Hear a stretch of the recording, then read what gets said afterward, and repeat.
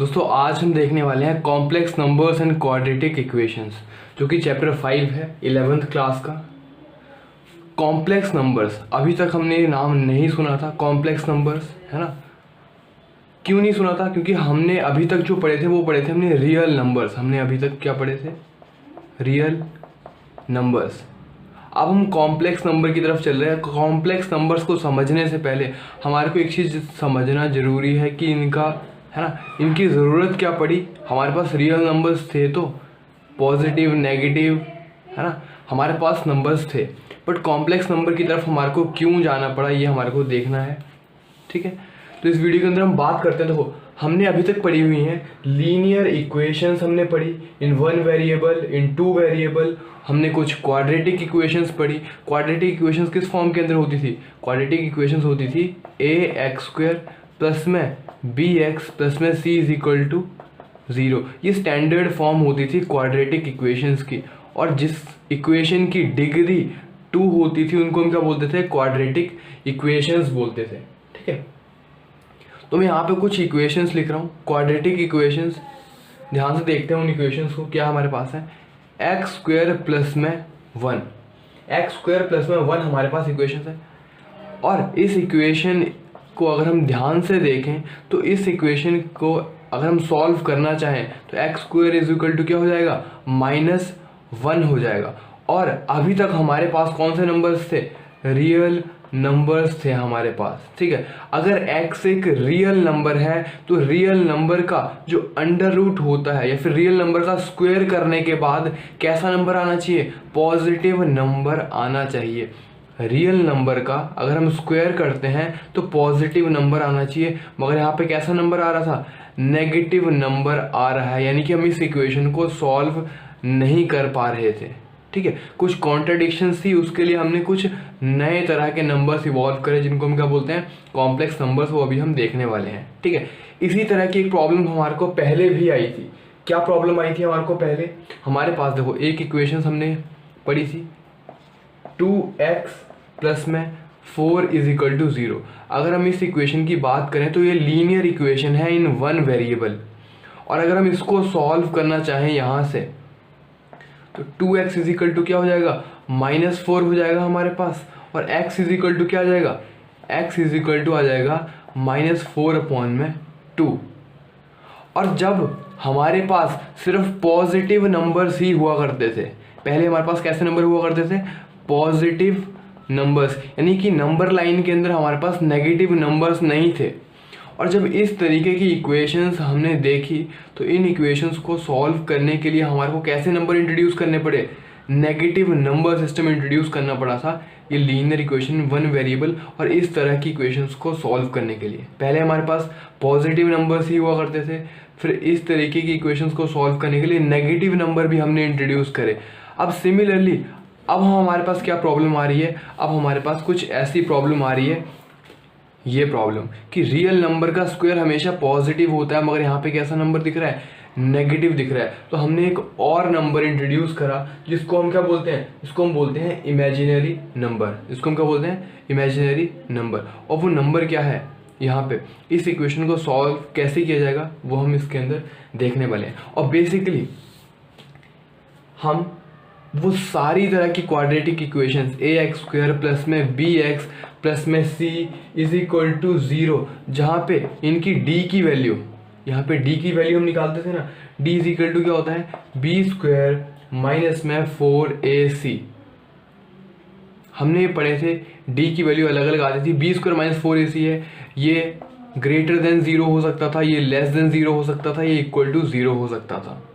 ठीक है, और हमने पढ़ा था कि अगर डिस्क्रिमिनेंट की वैल्यू d की वैल्यू अगर लेस देन 0 आती है, हमारे पास वैल्यू लेस देन 0 आती है तो हमारे पास उस इक्वेशन के रूट्स एग्जिस्ट नहीं करते हैं। ये हमने अभी तक पढ़ा था 10th तक। ठीक है, रूट्स डज नॉट एग्जिस्ट। क्यों? क्योंकि हमारे पास कॉम्प्लेक्स नंबर सिस्टम नहीं था। तो इस तरीके की सारी इक्वेशंस जिसके अंदर d की वैल्यू लेस देन 0 आएगी, उन सारी इक्वेशंस को सॉल्व करने के लिए हमारे को नया नंबर इंट्रोड्यूस करना पड़ा।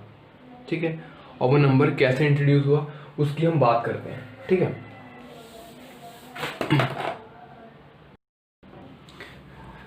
अब देखते हैं हम कॉम्प्लेक्स नंबर क्या है हमारे पास। कॉम्प्लेक्स नंबर, कॉम्प्लेक्स नंबर, तो हम एक सिंबल डिफाइन करते हैं, हमारे पास सिंबल डिफाइन करते हैं आई। आई इज इक्वल टू क्या है, अंडर रूट में -1, इसको हम क्या बोलेंगे, आई बोलेंगे। आई यहाँ पे क्या है, i is equal to under root -1, और मैं अगर आई का स्क्वायर कर देता हूँ तो आई का स्क्वायर क्या आएगा, -1 आएगा। इस अंडर रूट को इधर ले जाओ तो क्या बन जाएगा, आई square is equal to -1।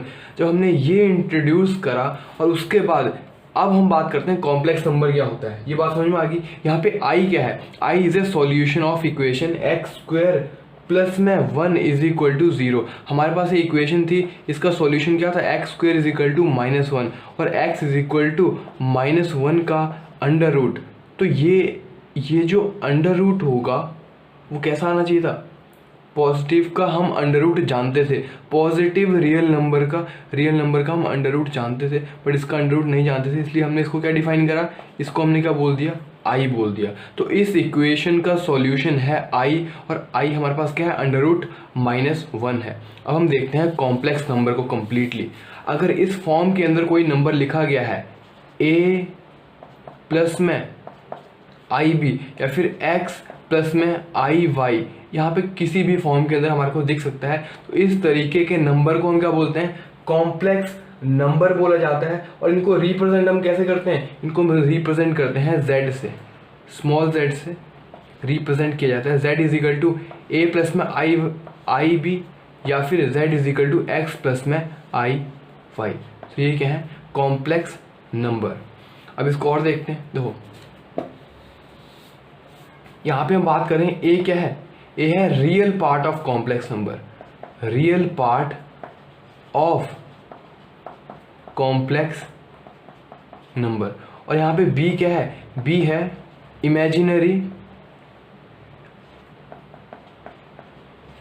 Imaginary part of complex number, real part and the imaginary part, and i is equal to under root -1।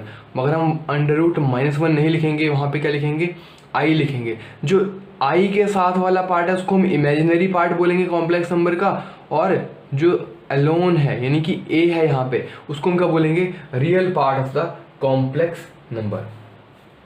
ठीक है, और हम स्मॉल z से रिप्रेजेंट करेंगे कॉम्प्लेक्स नंबर को। एग्जाम्पल की फॉर्म के अंदर हम देखें, यहाँ पे एग्जाम्पल हम देखें तो हमारे पास यहाँ पे लिखा गया है z is equal to 2 plus में 3i और i प्लस 3, ठीक है, i3। ये क्या है, हमारे पास कॉम्प्लेक्स नंबर है, ये क्या है हमारे पास, कॉम्प्लेक्स नंबर। इस तरीके का भी हो सकता है 7 प्लस में 4i, ये भी क्या है, complex number.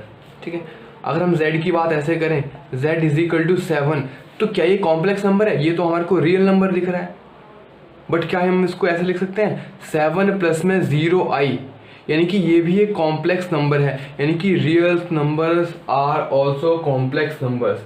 Every real number is a complex number, ये रियल नंबर है, इसको भी हम क्या बोल सकते हैं, कॉम्प्लेक्स नंबर। कॉम्प्लेक्स नंबर के अंदर रियल नंबर भी आते हैं, यानी कि कॉम्प्लेक्स नंबर के अंदर रियल नंबर्स भी आते हैं। इसको हम क्या बोल सकते हैं, 7 प्लस में 0i हम बोल सकते हैं। अगर हम बात करें z is equal to 4i, यहाँ पे a की वैल्यू क्या है, a की वैल्यू हो गई है 0, यानी कि इसको हम क्या बोलेंगे, कंप्लीटली इमेजिनरी नंबर। इसको हम क्या बोलेंगे, इमेजिनरी पार्ट। ये वाला कैसा पार्ट है, इमेजिनरी पार्ट,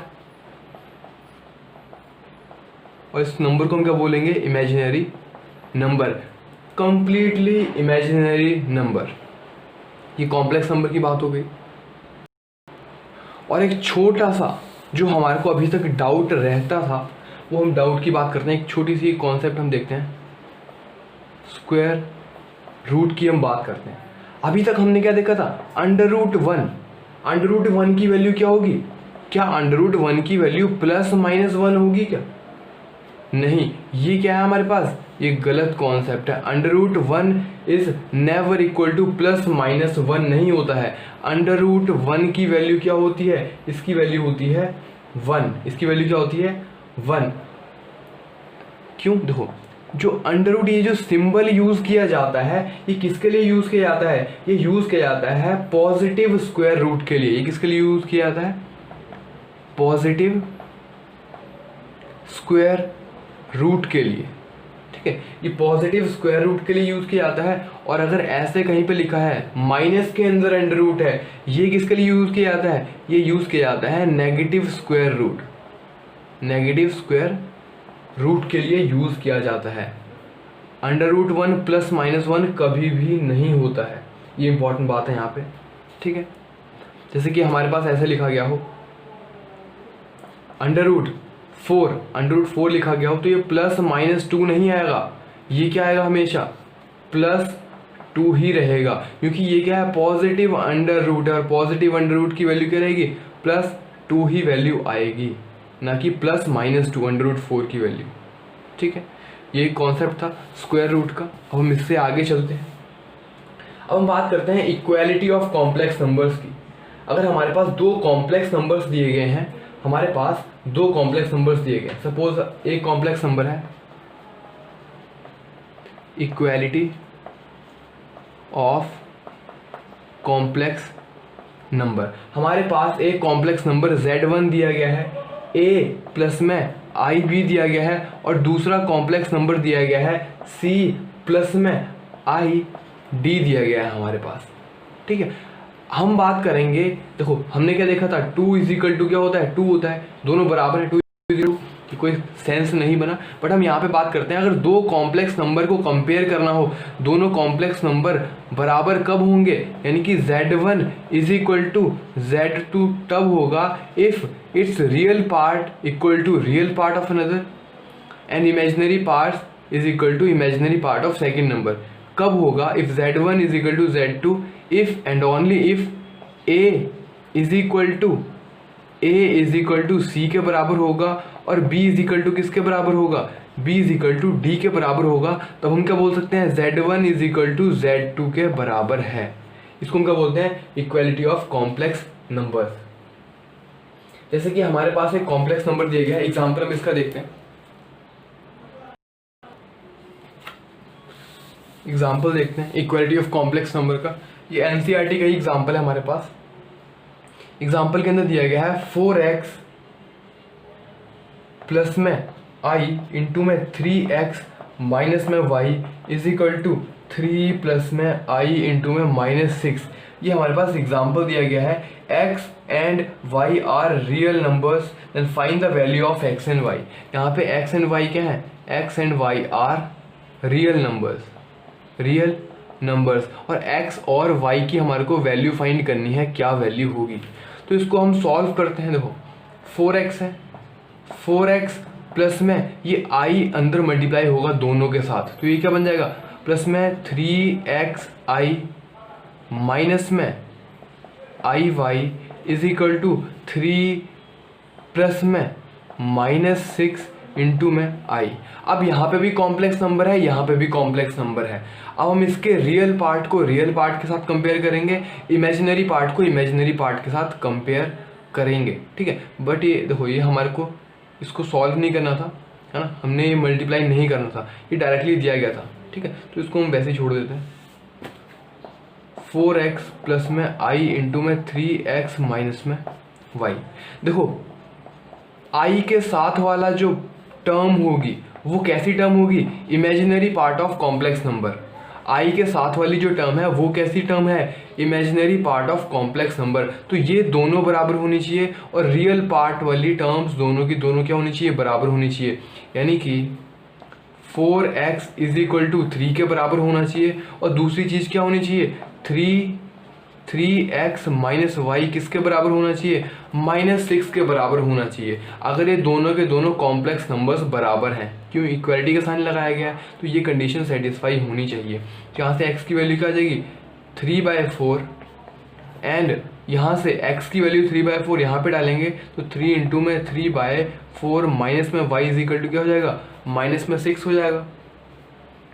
तो यहाँ से अगर हम y की वैल्यू निकालना चाहें, देखो यहाँ से y की वैल्यू हम निकालना चाहें, y ये माइनस वाई है, उस तरफ जाके क्या हो जाएगा प्लस वाई हो जाएगा, और यहाँ पे माइनस 6 है, इस तरफ आके क्या हो जाएगा +6 प्लस में 9/4, 24 प्लस में 9 divided by 4 is equal to कितना हो जाएगा, ये y की वैल्यू हमारे पास आ जाएगी, y इज इक्वल टू 33, ये कितना हो जाएगा 33 डिवाइडेड बाय 4, और x की वैल्यू क्या आ गई है 3/4 आ गई है।